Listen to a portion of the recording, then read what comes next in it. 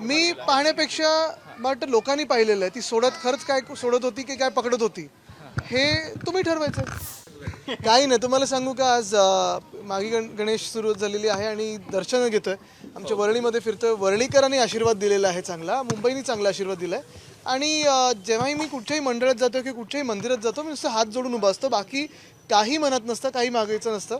जे द्यायचं असतं ते देव देत असतो. संकट आहे महाराष्ट्रावरती, ते दूर व्हावं अशी तर ठीक आहे, आता राजकारण नको याच्यात. झालं तर लोकांना कंटाळा आलं राजकारणाचा. तुम्ही परत चॅनल बंद करेल. एक पत्र लिहिलेलं आहे भूपेंद्र पटेल यांना. काय नेमकी मागणी? भूपेंद्र यादव, मी केंद्रीय जे मंत्री आहेत भूपेंद्र यादव, त्यांना पत्र लिहिलेलं आहे 2 महत्त्वाच्या गोष्टींवर. एक म्हणजे ह्या 2 माइन्स आहेत घोडाझरीच्या जवळ, लोह डोंगर म्हणून आहे तिथे, लोहार डोंगर म्हणून तिथे पण एक सुरू केलेलं आहे मायनिंग. आणि दुसरं म्हणजे मरकीमंगली.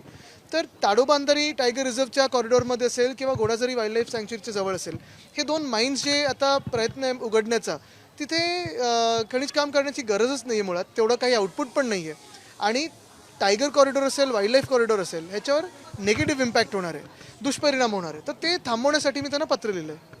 आज आरक्षणाची सोडत निघालेली आहे. कसं पाहताय या प्रक्रियेकडे? काही ठिकाणी आक्षेप घेतलेला आहे. स्वतः किशोर पेडणेकर मी पाहण्यापेक्षा मला वाटतं लोकांनी पाहिलेलं आहे. ती खरंच काय सोडत होती की काय पकडत होती हे तुम्ही ठरवायचं.